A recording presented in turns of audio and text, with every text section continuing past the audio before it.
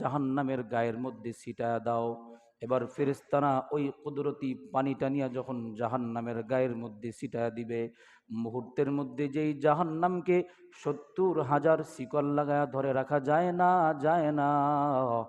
সামান্য পরিমাণ পানি দেওয়ার কারণে ওই জাহান্নামটা পিছনের দিকে দৌড় মারবে। এবার ফেরেশতারা আইসা ডাক দিয়া বলবে, দয়ার আল্লাহ, বুঝতে পারলাম না এটা আপনি কিসের পানি দিলেন।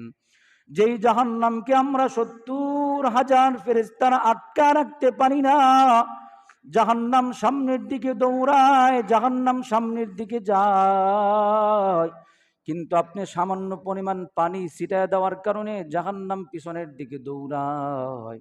এটা কিসের পানি? এটা কি জমজম কূপের পানি, নাকি আবে হায়াতের পানি, না বৃষ্টির পানি? আল্লাহ তাআলার কাছে যখন ফেরেশতারা জিজ্ঞাসা করবে,